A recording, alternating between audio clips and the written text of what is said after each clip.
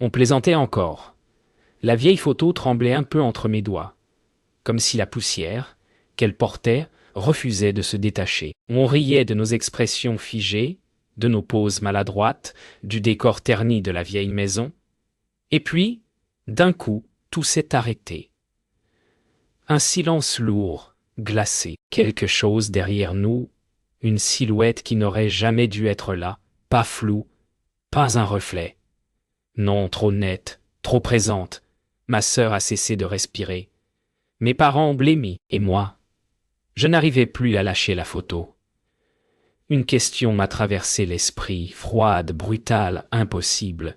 Si personne n'était derrière nous ce jour-là, alors qu'il nous regardait? Et surtout, pourquoi cette silhouette semble sourire? On aurait pu croire à une illusion, un jeu d'ombre, un trucage oublié, mais plus on fixait la silhouette, plus elle semblait réelle, comme si elle avait posé avec nous ce jour-là. Personne n'osait parler. Même l'air du salon paraissait se figer, lourd, épais, presque hostile.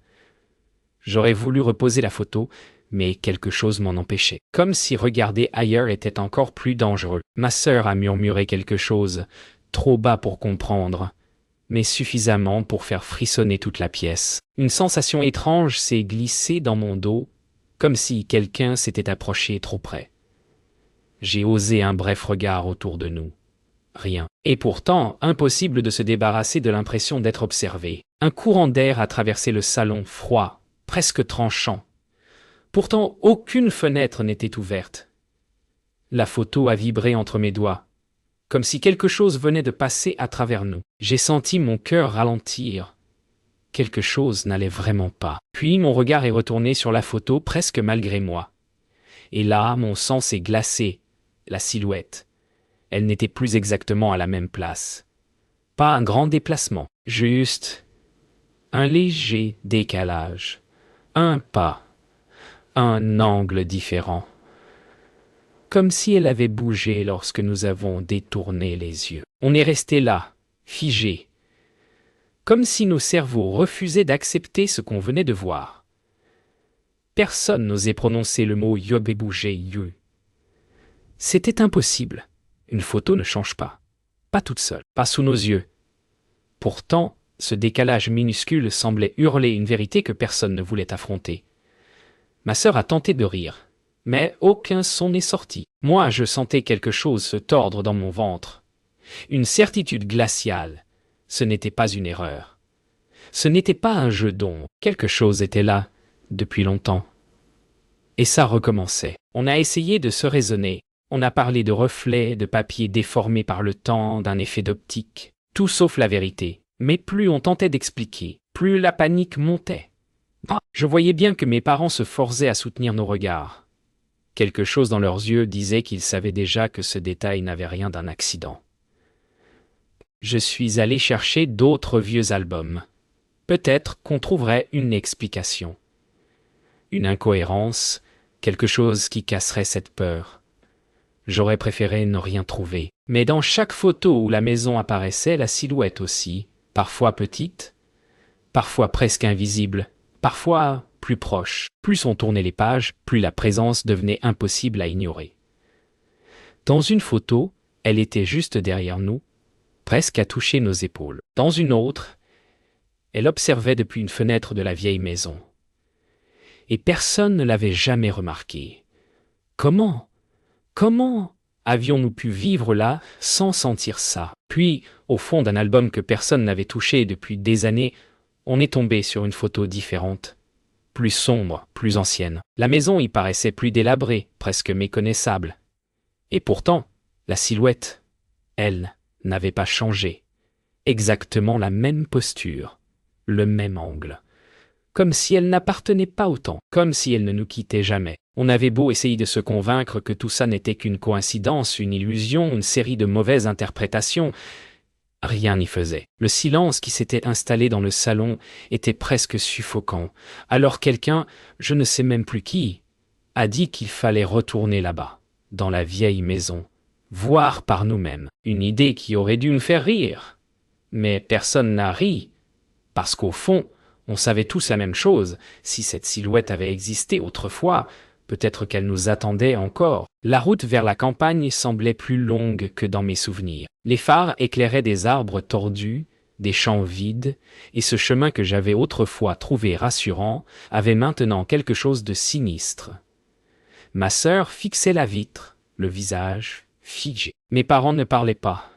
Moi, je me contentais de tenir la photo, comme si elle pouvait soudain changer encore. Quand la maison est enfin apparue au bout du chemin, un frisson m'a traversé. Elle était exactement comme dans la dernière photo. Vieille, fatiguée, comme si elle avait attendu trop longtemps. Les volets grinçaient légèrement sous le vent. La façade sombre semblait nous observer. Mes parents ont échangé un regard que je n'avais jamais vu. Et là, sans même entrer, quelque chose m'a frappé. On n'aurait jamais dû revenir. La porte a résisté un instant, comme si elle refusait de s'ouvrir. Quand elle a cédé, une odeur de poussière et de froid s'est échappée, me rappelant des souvenirs que j'aurais préféré oublier. Rien n'avait changé. Les meubles couverts de draps, le parquet qui craquait, l'air immobile, trop immobile. Pourtant, quelque chose semblait différent. Comme si quelqu'un avait marché là récemment. On avançait lentement, chacun retenant sa respiration. Et puis, au fond du couloir, j'ai vu quelque chose. Un détail si infime qu'on aurait pu le manquer. Si on n'avait pas vu les photos avant. Une porte entr'ouverte. Celle qui donnait sur la pièce où, enfant, je n'aimais jamais entrer. Une pièce toujours trop froide, trop sombre. Une pièce que mes parents disaient inutilisée. Mais ce soir-là, elle semblait attendre. Comme si quelqu'un venait tout juste de s'y glisser. On s'est regroupés dans le salon, comme si rester proche pouvait nous protéger. L'air était si froid qu'on voyait presque nos souffles. Mes parents évitaient nos regards. Quelque chose en eux semblait prêt à s'effondrer. Je savais qu'ils cachaient quelque chose de lourd. Alors j'ai demandé, pas en suppliant, juste en posant la question que tout le monde refusait d'entendre. Yoga, qu'est-ce qu'il y avait vraiment dans cette maison? Le silence qui a suivi était pire que n'importe quel bruit. Marc a pris une longue inspiration, comme si chaque mot lui coûtait. Il nous a parlé d'un voisin, d'un homme étrange, toujours dans les parages, jamais invité. Un homme qu'ils avaient vu parfois dans la forêt, immobile, comme s'il attendait quelque chose. Mes parents pensaient qu'il vivait seul, qu'il n'était qu'un excentrique. Mais un soir, il avait frappé à la porte, et il n'avait jamais oublié son regard. Un regard qui restait planté, même quand il ne bougeait pas. Mes parents pensaient l'avoir oublié, comme une vieille histoire un peu malsaine qu'on préfère ne plus raconter. Mais il y avait autre chose, quelque chose qu'ils n'avaient jamais avoué. Ce voisin, il n'était pas juste étrange. Il venait la nuit, il restait debout devant la maison.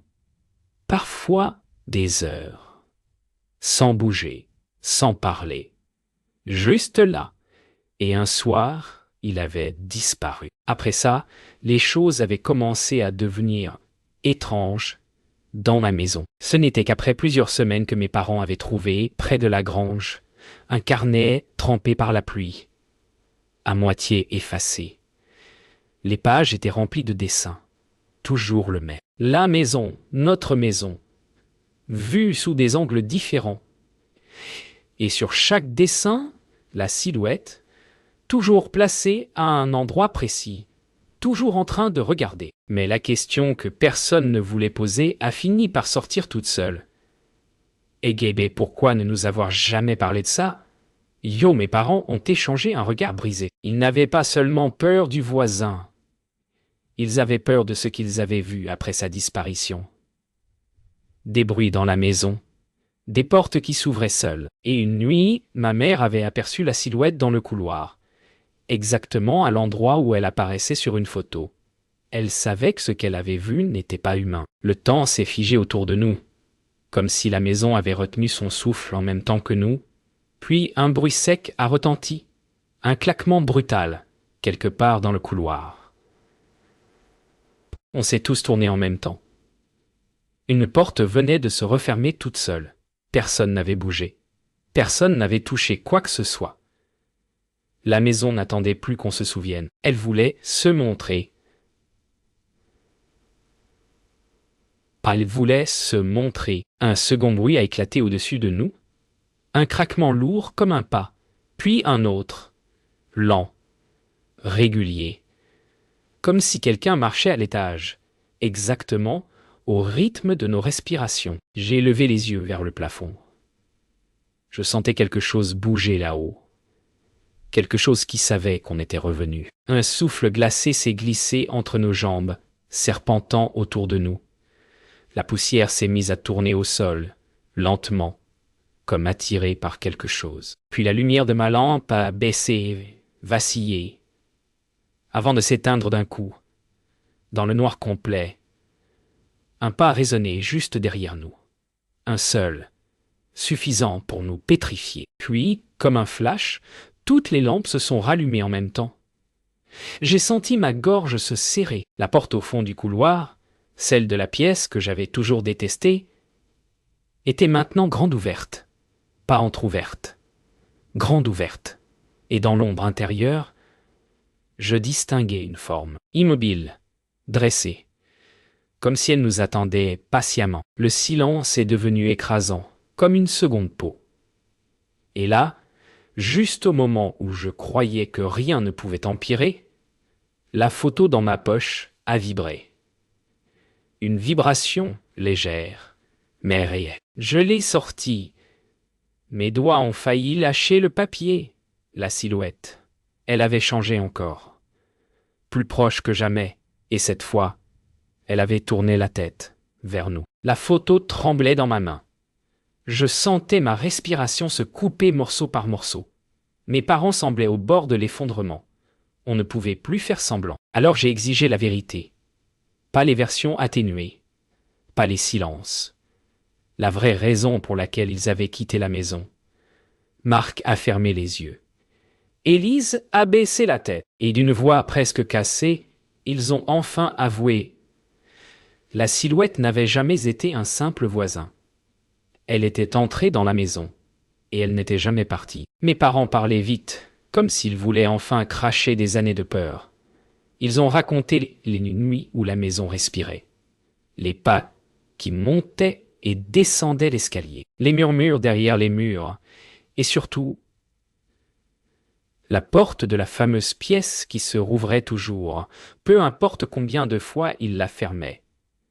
Un soir, ils l'avaient trouvée grande ouverte, et la silhouette se tenait là, déjà tournée vers eux. Ils n'avaient jamais compris ce que voulait la silhouette, mais ils savaient qu'elle ne voulait pas partir. Quand ils ont décidé de déménager, ils ont entendu des coups violents dans les murs, comme si la maison refusait de les laisser s'en aller. La dernière nuit, ma mère avait senti quelque chose derrière elle, une présence glacée, presque collée à son dos. Elle s'est retournée. Personne. Mais la photo prise le lendemain montrait la silhouette, juste derrière elle. Mais le pire n'était pas encore dit. Quand mes parents ont quitté la maison, ils pensaient l'avoir laissée derrière eux. Ils ont brûlé certains objets, scellé des portes, même fait bénir les lieux. Mais malgré tout, ils avaient l'impression d'être suivis, d'être observés dans les reflets, dans les fenêtres la nuit. Et un jour, en triant de vieilles affaires, ils ont trouvé une photo prise longtemps après leur départ. Une photo où nous étions enfants, et derrière nous, la silhouette. Alors tout a claqué dans ma tête. La silhouette n'était pas une apparition isolée. Elle n'était pas liée seulement à la maison. Elle était liée à nous, depuis toujours, depuis avant mes souvenirs. Et si elle avait bougé sur la photo aujourd'hui, si elle s'était rapprochée, c'était peut-être parce qu'elle n'avait jamais cessé de nous suivre. Et maintenant qu'on était revenu ici, elle voulait quelque chose. Un silence irréel s'est abattu sur la maison, comme si tout ce qui vivait ici retenait son souffle. L'air s'était épaissi, presque solide. Puis, lentement, très lentement, La porte de la pièce interdite a grincé, pas poussée par le vent, pas par un courant d'air. Non, comme si quelqu'un à l'intérieur nous invitait à entrer. Mon cœur tambourinait contre ma poitrine. Je savais que si on franchissait ce seuil, rien ne serait plus comme avant. Mais quelque chose au fond de moi voulait comprendre, voir, affronter ce qui nous suivait depuis toujours. Alors j'ai avancé. En entrant, le froid m'a frappé comme une vague. Le genre de froid qui semble venir de dessous la peau. La pièce n'avait jamais été aussi sombre. Pourtant, on distinguait quelque chose au centre, une forme, haute, immobile. Et plus j'avançais, plus je comprenais, elle n'était pas seulement une silhouette. C'était un corps qui n'avait rien d'humain. Trop long, trop raide, trop attentif. La pièce n'était pas vide. Elle ne l'avait jamais été. La silhouette a bougé. Pas un mouvement normal, pas un pas. Elle s'est penchée, lentement, horriblement lentement, comme si elle cherchait à mieux nous voir. Clara a laissé échapper un cri étranglé. Marc a hurlé de reculer, mais mes jambes refusaient de bouger. Et là, dans le faisceau tremblant de ma lampe, j'ai vu son visage, ou plutôt l'absence de visage, un vide lisse, un creux sans fin. Et pourtant, j'avais la certitude terrifiante qu'elle me fixait. Puis tout s'est passé en un instant. Un souffle glacé a traversé la pièce. Les lampes ont vacillé, puis se sont éteintes une à une. Dans le noir total, j'ai entendu quelque chose glisser sur le sol. Rapide, précis. Un souffle derrière moi. Un souffle trop proche. Quand les lampes se sont rallumées, la silhouette n'était plus au centre de la pièce. Elle était juste derrière nous, à quelques centimètres. Tout s'est alors éclairci dans mon esprit. Ce n'était pas la maison qu'elle hantait, c'était nous. Elle nous suivait depuis la première photo, peut-être même avant. Et quand j'ai serré la photo une dernière fois, j'ai compris pourquoi elle s'était rapprochée à chaque regard. Elle ne voulait pas se montrer. Elle voulait entrer dans le cadre. Avec nous. Sous mes yeux, l'image a bougé encore, juste un peu, un détail minuscule, mais suffisant pour glacer tout mon corps. Dans le coin de la photo, un nouvel élément était apparu. Une main, ma main, sauf que je ne l'avais jamais posée là. Et alors une question m'a foudroyé, une question que je n'oublierai jamais. Si cette main n'était pas la mienne, alors à qui appartenait-elle ?